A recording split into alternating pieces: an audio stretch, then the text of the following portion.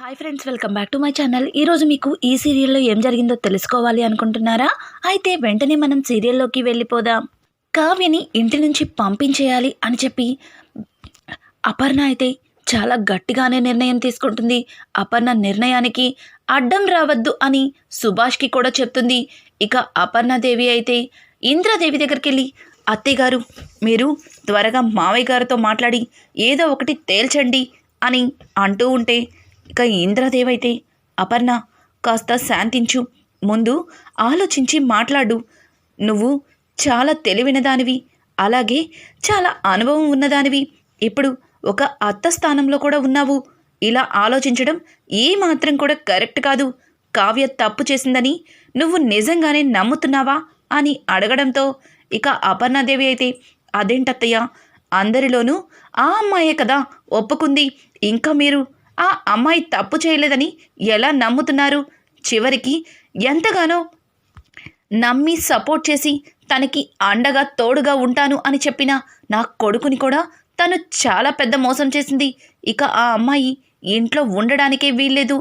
మీరు ఏం చెప్పినా సరే ఆ అమ్మాయి ఇంట్లో ఉండడానికి నేనైతే ఒప్పుకోను. త్వరగా మావయ్య గారితో మాట్లాడి ఆ అమ్మాయిని ఇంటి నుంచి పంపించే ఏర్పాట్లు చేయండి అని అనుకుంటూ అక్కడి నుంచి అపర్ణాదేవి వెళ్ళిపోతుంది. ఇక ఇంద్రాదేవి అయితే అపర్ణ మాట్లాడిన మాటలకి చాలా బాధపడుతుంది. ఇదేంటి, అపర్ణ ఇంత పెద్ద నిర్ణయం తీసుకుంది, ఇంటి నుంచి శాశ్వతంగా కోడల్ని పంపించేయాలి అని ఇలా మాట్లాడుతుంది. అసలు ఎందుకు ఇలా మాట్లాడుతుంది? ఇంతకీ బావ ఎక్కడ ఉన్నట్లు అని చెప్పి ఇక ఇంద్రాదేవి అయితే సీతారామయ్య కోసం చూస్తుంది. ఇక ఇక్కడ చూస్తే కావ్య ఎలా అయినా సరే తన నిజాయితీని తన భర్త తెలుసుకున్న చాలు అని అనుకుంటుంది. ఏం చేయాలో అర్థం కాక దేవుడి దగ్గర మొరపెట్టుకుంటుంది. ఎలాగైనా సరే నా భర్తకి నేను ఏ తప్పు చెయ్యలేదని, ఎవరిని మోసం చెయ్యలేదని ఆయన ఒక్కరికి తెలిసినా చాలు, ఇంట్లో ఎవరికి తెలియకపోయినా పర్వాలేదు స్వామి, నన్ను నేను రుజువు చేసుకోవడానికి నాకు ఒక్క అవకాశం ఇవ్వు, ఏదో ఒక అవకాశం చూపించు అని చెప్పి దేవుడి దగ్గర మొర పెట్టుకొని ఏడుస్తూ ఉంటుంది. అలా ఏడుస్తూ కావ్య బయటికి వెళ్ళేసరికి తన గది బయట నుంచి పొగలు వస్తూ ఉంటాయి. ఏంటా పొగలు వస్తున్నాయని కావ్య వెళ్ళి చూసేసరికి గుమ్మం దగ్గర రాజ్ వాళ్ళ పెళ్లి ఫోటోలను తీసి ఒక్కొక్కటిగా తగలబెట్టేస్తూ ఉంటాడు. కావ్య వెంటనే లోపలికి వచ్చి, ఏవండి, ఏం చేస్తున్నారు? అసలు ఎందుకు ఇలా చేస్తున్నారు? నా గురించి మీకు తెలియంది ఏముంది చెప్పండి. నేను నిజంగా మోసం చేస్తున్నానని మీరు నమ్ముతున్నారా? మీరు పైకి మాటన్నా మీ మనసుకు తెలుసు నేను తప్పు చేసేదాన్నో చెయ్యందాన్నో. వద్దండి, వద్దు అని చెప్పి కావ్య అయితే ఇక రాజ్ని ఆపుతూ ఉంటుంది. చూడు కళావతి, ఇన్ని రోజులు కూడా అలాగే నిన్ను గుడ్డిగా నమ్మానని ఇప్పుడే నాకు అర్థమయ్యింది. ఇంతలాగా నన్ను మోసం చేస్తావని అస్సలు ఊహించలేదు. మా అత్త దగ్గర నన్ను ఎంతలాగా తల దించుకునేలా చేసేశావు. ఇక జీవితంలో నీ మొహం చూడకూడదు అనుకుంటున్నాను. తాతయ్య గారు ఎలాగో ఒక నిర్ణయం అయితే తీసుకుంటారు. రేపు ఉదయం శాశ్వతంగా నీకు నాకు ఉన్న బంధం దూరం అయిపోతుంది. ఇంకా ఇవన్నీ ఎందుకు అని చెప్పి రాజైతే ఒక్కొక్క ఫోటోని తగలపెట్టేస్తూ ఉంటాడు. ఏవండి, మీరు తొందరపడుతున్నారు, తొందరపాటు నిర్ణయం కరెక్ట్ కాదు అని అనడంతో, నేనేమి తొందరపడట్లేదు, ఆలోచించి తీసుకున్న నిర్ణయమే. ఈ ఫోటోలు కాలినందుకే అంత ఫీల్ అయిపోతున్నావు. నా గుండె కాలిపోయింది, నా మనసు ముక్కలైపోయింది. ఇప్పుడు నేనెవరికి చెప్పుకోవాలి నా బాధ? ఇన్ని రోజులు కూడా నిన్ను కోపంతో చూశాను, కానీ నువ్వేం చేశావు? నన్ను మోసం చేశావు, అలాగే మన బంధానికి విలువ లేకుండా చేశావు, అందరి మధ్యలో తల దించుకునేలా చేశావు. ఇక జీవితంలో నీ మొహం చూడను. ఎప్పుడెప్పుడు ఈ ఇంటి నుంచి నువ్వు వెళ్ళిపోతావా అని ఎదురు చూస్తున్నాను. ఈ బంధం ఎప్పుడు తెగిపోతుందా అని, నా గుండె భారాన్ని ఎప్పుడెప్పుడు దించుకుందామా అని చూస్తున్నాను అని రాజ్ అక్కడి నుంచి వెళ్ళిపోతాడు. ఇక రాజ్ అన్న మాటలకి కావ్య అక్కడికక్కడే కుప్ప కూలిపోతుంది. గుండె పగిలేలా ఏడుస్తుంది. తనకి ఏం చెయ్యాలో కూడా అస్సలు పాలుపోదు. ఇక కావ్య ఆలోచిస్తూ దీన్నంతటికీ కారణం స్వప్నే అని స్వప్న దగ్గరికి వెళ్తుంది. స్వప్న చెంప పగల కొడుతుంది. వెంటనే స్వప్న, ఏయ్ కావ్య, ప్రతిసారి కూడా చేయి చేసుకుంటే చూస్తూ ఊరుకుంటాననుకుంటున్నావేమో. అస్సలు ఊరుకోను. అసలు ఎందుకు ఇంట్లో అందరూ కూడా బాగానే ఉన్నారు కదా అని అనడంతో, అవును, గదిలో ఉంటే ఇంట్లో అందరూ బాగానే ఉన్నారని అనుకుంటూనే ఉంటావు నువ్వు. బయటికి రావే, బయటికి వస్తే తెలుస్తుంది. ఇంట్లో అందరూ కూడా నేను తప్పు చేశానని నమ్ముతున్నారు. ఎవరు ఏమి నమ్మినా నాకు అనవసరం. నన్ను ఎంతగానో నమ్మిన నా భర్త నన్ను ద్వేషిస్తున్నాడు. నాతో జీవితమే వద్దనుకుంటున్నాడు. అటువంటి మంచి మనిషి అలా మారడానికి కారణం నువ్వే నిజం చెప్తావా లేదా అని చెప్పి కావ్య అయితే స్వప్న 2 చెంపలు వాయకొడుతుంది. కానీ స్వప్న మాత్రం, చూడు కావ్య, నీ కోసం ఆలోచించి నా జీవితం నాశనం చేసుకోమంటావా? ఈ రాణివాసం కోసం ఎంతలాగా కష్టపడ్డానో నీకు తెలియంది కాదు. ఈ ఇంటి కోడలవ్వడానికి ఎన్ని ప్రయత్నాలు చేశానో నీకు తెలియంది కాదు. ఇప్పుడు ఒకేసారి నేను కట్టుకున్న అద్దాల మేడని నన్నే పగలకొట్టుకోమంటావా? అస్సలు పగలకొట్టుకోను. నువ్వు ఏమైనా నాకు అనవసరం. అయినా ఎక్కడున్నా నీకు అలవాటే కదా, అక్కడ అలా సర్దుకుపోతావు కదా. ఇంకేంటి ఓ తెగ ఫీల్ అయిపోతున్నావు? అయినా నాకు చాలా చిరాగ్గా ఉంది, తల నొప్పిగా కూడా ఉంది. నేను నిద్రపోవాలి, వెళ్తావా అని చెప్పి కావ్యని చెయ్యి పట్టుకుని బలవంతంగా బయటికి నెట్టి మొహం మీద డోర్ వేస్తుంది. అక్క, డోర్ ఓపెన్ చేయక్క, ప్లీజ్ అక్క, నువ్వే ఆయనకొచ్చి నిజం చెప్పక్క, నేను ఏ తప్పు చెయ్యలేదని చెప్పక్క అని చెప్పి కావ్య అయితే తలుపు దన బాత్తూ ఉంటుంది. కానీ స్వప్న మాత్రం అస్సలు తలుపు తీయదు. ఇక కావ్య అయితే అయిపోయింది, అంతా అయిపోయింది. నా జీవితం సర్వనాశనం అయిపోయింది. ఇక ఈ ఇంటితో నాకు బంధం తెగిపోతుంది. ఇక నా భర్త నన్ను జీవితంలో నమ్మడు. ఏం చెయ్యాలో అర్థం కావట్లేదు. ఒక అడుగు ముందుకు వేయాలన్నా ఎక్కడ అక్క జీవితం పాడైపోతుందా అని ఆలోచించాను. కానీ ఇప్పుడు చేతులారా నా జీవితాన్ని నేనే నాశనం చేసుకున్నాను అని చెప్పి తన 2 చేతులతో కావ్య తల బాదుకుంటుంది. ఇంతలో అక్కడికి కళ్యాణ్ వస్తాడు. వదిన, ఏంటొదిన ఇలా చేస్తున్నారు? లేవండి వదిన, లేవండి. లేదు, అన్నయ్య ఖచ్చితంగా మిమ్మల్ని అర్థం చేసుకుంటారు, మీరేమీ బాధపడకండి అని చెప్పి ఇక కళ్యాణ్ అయితే కావ్యని సమర్థిస్తూ ఇక నచ్చ చెబుతూ ఉంటాడు. కానీ కావ్య, లేదు కవిగారు, లేదు, అంతా అయిపోయింది. ఇక నన్ను నా పుట్టింటికి పంపించేస్తారు. ఆయనతో బంధాన్ని తెగతింపులు చేసేస్తారు. నాకు అర్థమవుతుంది. ఏం చేయాలో కూడా పాలుపోవట్లేదు. నాకు చాలా భయంగా ఉంది కవిగారు అని చెప్పి ఇక కావ్య అయితే మొదటిసారిగా ఒక నిస్సహాయ స్థితిలో కళ్యాణ్ దగ్గర బోరుని ఏడుస్తుంది. కళ్యాణ్కి కావ్యని చూస్తే చాలా బాధగా అనిపిస్తుంది. వదిన, మీరేమీ కంగారు పడకండి, మీరు వెళ్ళి రెస్ట్ తీసుకోండి. రేపు పొద్దున్న తాతయ్య గారు అంతా మంచి నిర్ణయమే తీసుకుంటారు అని చెప్పి ఇంకా కళ్యాణ్ అయితే కావ్యకి నచ్చ చెప్పి తన గదిలోకైతే పంపిస్తాడు. బయట ఉన్న రాజ్ దగ్గరికి కళ్యాణ్ వెళ్తాడు. అన్నయ్య, వదిన తప్పు చేసిందని నువ్వు నమ్ముతున్నావా అని అడగడంతో, ఏంట్రా నువ్వు ఏం చెప్దామని వచ్చావు? నీకు తెలీదా తను తప్పు చేసిందని? అందరి మధ్యలో తప్పు చేసిందని తన నోటితో తనే కదా ఒప్పుకుంది. మళ్ళీ నువ్వు ఇలా అడుగుతున్నావు అంటే ఏమనుకోవాలి అని రాజైతే కళ్యాణ్ని అడుగుతాడు. అన్నయ్య, ఒక్కసారి నువ్వు ఆలోచించు. నిజంగా వదిన తప్పు చేసి ఉంటే తప్పించుకునే మనిషి అస్సలు కాదు, నిజాన్ని ఒప్పుకునే మనిషి. ఆ స్వప్న అవకాశం కోసం ఎవరినైనా వాడుకుంటుంది. తన గురించి నీకు తెలియందేముంది? పెళ్లిపీటల మీద నుంచి వెళ్ళిపోయి మొత్తం నిందలన్నీ కావ్య మీద వేసింది. తరువాత నిజం తెలుసుకొని నువ్వే బాధపడ్డావు. అలాగే ఇప్పుడు కూడా ఆ స్వప్న ఎక్కడ ఇంటి నుంచి తనని పంపించేస్తారా అని మొత్తం వదిన మీద నెట్టేసింది. ఇప్పుడు కూడా కాస్త ఆలోచించు. వదిన నిజాన్ని దాచిపెట్టింది, అంతేగాని ఎవ్వరికీ అబద్ధాన్ని చెప్పలేదు. అలాగే ఎక్కడ వాళ్ళ అక్క కంటే ముందు తను ఈ నిజాన్ని ఇంట్లో అందరికీ చెప్తే అసలే రుద్రాణి అత్త రాహుల్ ఎట్లాంటివారో నీకు తెలియంది కాదు.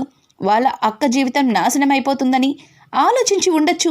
ఒక్కసారి ఆలోచించన్నయ్య, నువ్వు వదిన్ని తప్పుగా అపార్థం చేసుకుంటున్నావని కళ్యాణ్ నచ్చ చెప్పడానికి ప్రయత్నిస్తున్నాడు.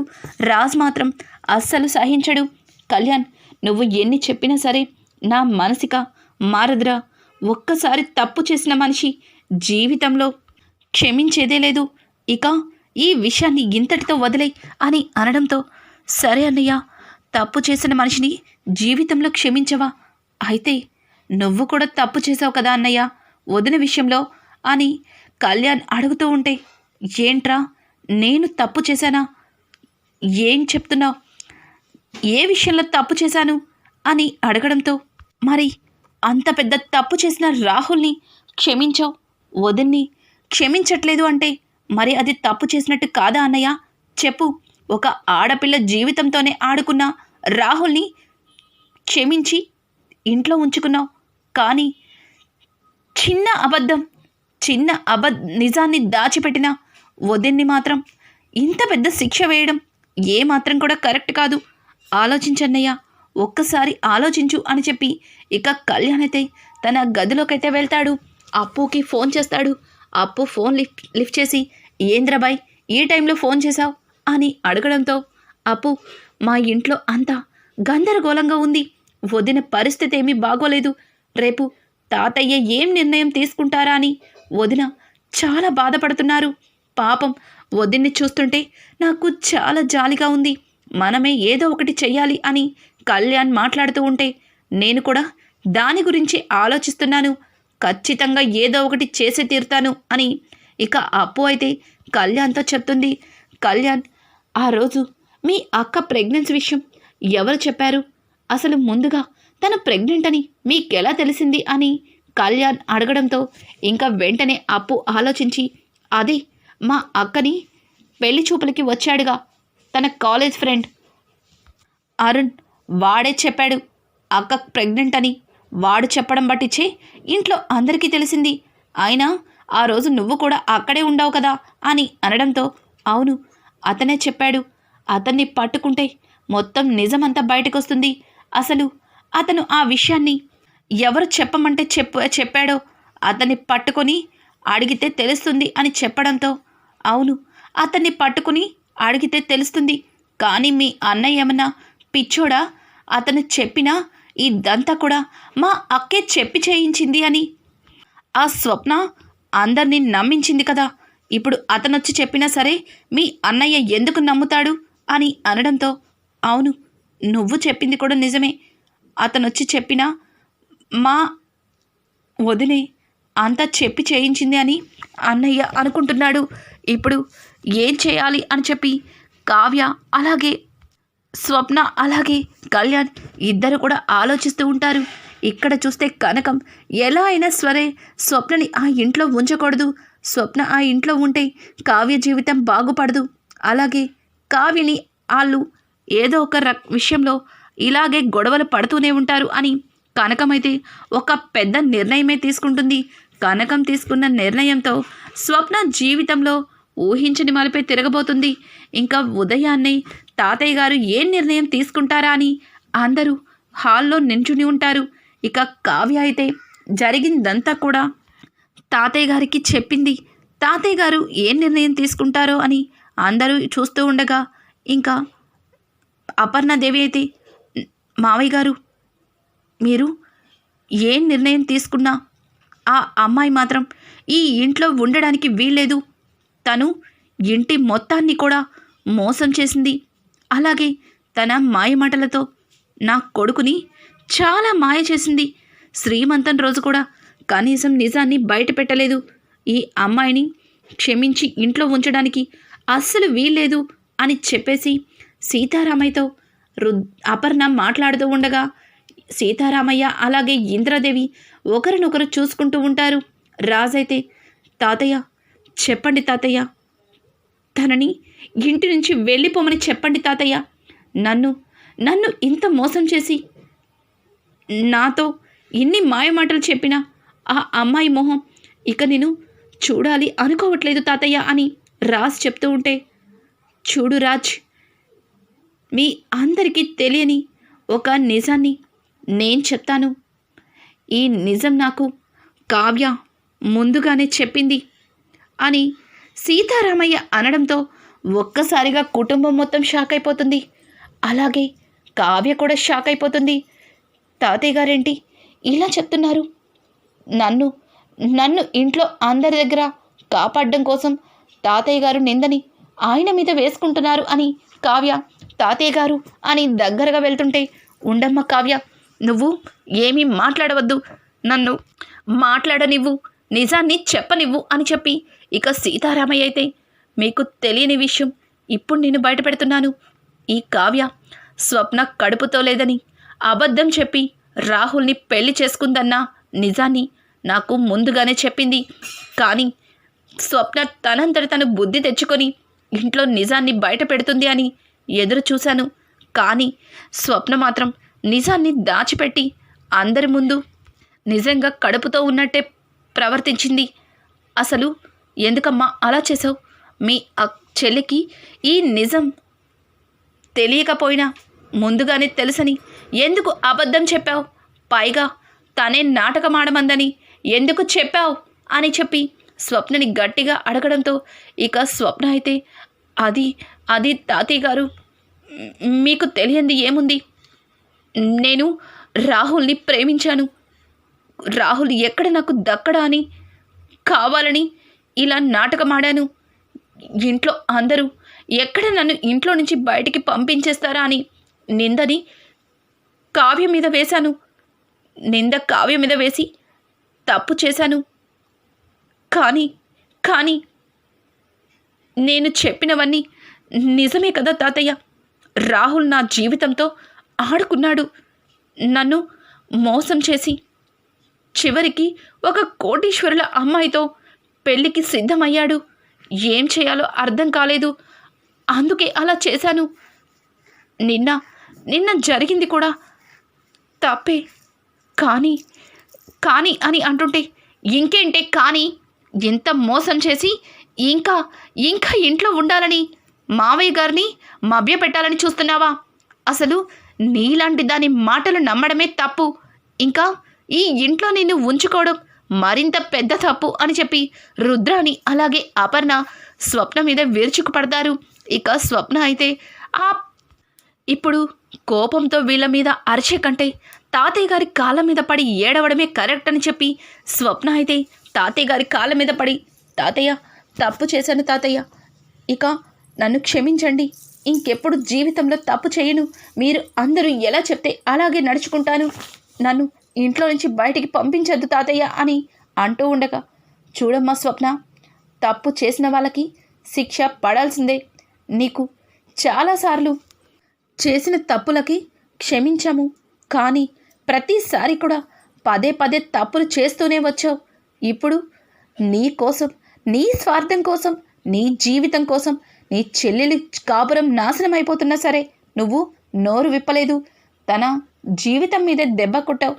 నేను తీసుకున్న నిర్ణయానికి ఇక ఎవ్వరూ మాట్లాడడానికి లేదు అని అనడంతో ఇంతలో కనకం కృష్ణమూర్తి అక్కడికి వస్తారు. రా కనకం, నీకోసమే ఎదురు చూస్తున్నాను, రా కృష్ణమూర్తి అని అనడంతో ఇంకా తాతయ్య గారికి ఇద్దరు కూడా నమస్కారం చేసి అక్కడ ఉంటారు. స్వప్నని మీతో పాటు తీసుకెళ్ళండి, అలాగే స్వప్నతో పాటు రాహుల్ని కూడా తీసుకెళ్ళండి, ఎందుకంటే తనని పెళ్లి చేసుకుంటానని మోసం చేశాడు, తను చేసింది కూడా తప్పే, అందుకే వీళ్ళిద్దరికీ శిక్ష పడాలి అంటే కొద్ది రోజులు మీ ఇంట్లోనే ఉంచుకోండి తరువాత అని అంటూ ఉంటే, కనకమైతే తరువాతది నేను చూస్తాను బాబాయ్ గారు, ఖచ్చితంగా ఈ స్వప్నకి నేను బుద్ధి చెప్తాను, తనని మంచి దారిలో పెట్టే తీసుకొస్తాను. ఇంతవరకు కూడా నేను గారాబం చేసి ఇలా పొగరబోతులా తయారు చేశాను, కానీ ఆ పొగరనంతా దించి కావ్యలాగా సరిదిద్దుతాను అని చెప్పి కనకమైతే ఇక స్వప్నని చెయ్యి పట్టుకొని బలవంతంగా తీసుకెళ్తుంది. ఇంకా కృష్ణమూర్తి అయితే రాహుల్ని తీసుకుని వెళ్తాడు. ఏం మాట్లాడాలో అర్థం కాక సైలెంట్గా రాహుల్ తల దించుకొని బయటికి వెళ్తాడు. రుద్రాణి అయితే, నాన్న తప్పు తను చేస్తే నా కొడుక్కి కూడా శిక్ష వేస్తారేంటి అని అనడంతో, తప్పు చేసింది తను కాదు ముందు నీ కొడుకు తప్పు చేసిన తర్వాతే ఇక్కడ ఒకదాని తర్వాత ఒకటి తప్పులు మొదలయ్యాయి. నోరు మూసుకొని ఇక సైలెంట్గా ఉంటే మంచిది, లేకపోతే నిన్ను కూడా రాహుల్తో పాటు బయటికి పంపించాల్సి వస్తుంది అని అపర్ణ అలాగే సుభాష్ ఇద్దరు కూడా మాట్లాడడంతో రుద్రాణి సైలెంట్ అయిపోతుంది. స్వప్నని ఇంటికి తీసుకెళ్ళి స్వప్నకి ఇంకా ఒక బండి మీద బొమ్మలను పేర్చి అమ్మమ్మని పంపిస్తుంది కనకమైతే. అలాగే స్వప్నతో పాటు రాహుల్ కూడా బయలుదేరతాడు. రాహుల్కి ఏమీ అర్థం కాదు. ఛీ, నిన్ను పెళ్లి చేసుకోవడం వల్ల నాకీ గతి పట్టించావు అని స్వప్నకి చీవాట్లు పెడుతూ ఉంటాడు. స్వప్న అయితే నేనేమన్నా కలగన్నానా? మహారాణిలాగా దుగ్గిరాల ఇంట్లో దర్జాగా ఉండవలసిన నేను ఇలా బొమ్మలు అమ్ముకునే పరిస్థితికి వచ్చాను. నిన్ను చేసుకోవడం వల్లే నీకు ఆస్తుంటే ఇలా మనం రోడ్డున పడం కదా అని చెప్పి స్వప్న అలాగే రాహుల్ ఇద్దరు కొట్లాడుకుంటూ ఉంటారు. రుద్రాణి అదే టైంలో కారులో వెళ్తూ స్వప్న బండికి తగిలి బండి మొత్తం తిరగబడి దాని మీద బొమ్మలన్నీ పగిలిపోతాయి. స్వప్న కోపం తెచ్చుకొని, ఏయ్ ఎవరది? బొమ్మలని పగల కొట్టేశారు, ఏమనుకుంటున్నారు? ఈ బొమ్మలకి డబ్బులు కడతావా లేదా అని చెప్పి ఇక కారు మీద వెళ్ళి దన కొడుతుంది. కారులో నుంచి రుద్రాణి దిగి స్వప్నని చూడగానే, వావ్ సూపర్, ఇప్పుడు కరెక్ట్ పొజిషన్లో ఉన్నావు. నీ గతి ఇదే, నీ జీవితం కూడా ఇదే. నువ్వు అద్దాల మెడలు కట్టుకున్నావు, కానీ నువ్వు కట్టుకున్న అద్దాల మెడలు ఎన్నాళ్ళు నిల్చుంటాయి? నువ్వు చేసిన తప్పుకి శిక్ష అనుభవించాలి అని అనడంతో, అవును నేను చేసిన తప్పుకి శిక్ష అనుభవిస్తున్నాను, అలాగే నీ కొడుకు చేసిన తప్పు కూడా బాగా శిక్ష అనుభవిస్తున్నాడు, ఒక్కసారి అటు చూడు అని రుద్రాణిని తల తిప్పమంటుంది. ఇక పగిలిన బొమ్మలన్నీ బండికెత్తుతూ ఉంటాడు. రాహుల్ అయితే ఇద్దరిని చూసిన రుద్రాణికి ఏమీ అర్థం కాదు. అలాగే అక్కడ ఏ తప్పు చేయని కావ్య మీద చాలా పెద్ద పెద్ద మాటలే అన్న రాజ్ కావ్యకి క్షమాపణ చెప్పడం కోసం కావ్య చుట్టూ తిరుగుతాడు. తప్పు ఏంటో తెలుసుకోకుండా కావ్యని చెడమడ తిట్టినందుకు కావ్య రాజ్ మీద చాలా కోపంగా ఉంటుంది. ఇంకా కావ్య రాజులిద్దరూ కూడా మళ్ళీ మొదలవుతుంది గిల్లి కజ్జాలతో మొదలైన ప్రేమ. ఇద్దరు కూడా ఒకరినొకరు దగ్గరవుతారా? ఇక్కడ బొమ్మల వ్యాపారం చేసుకుంటున్న స్వప్న రాహుల్ పరిస్థితి ఎలా ఉంటుంది? మళ్ళీ తిరిగి దుగ్గిరాల ఇంట్లో అడుగు పెట్టగలుగుతారా? రానున్న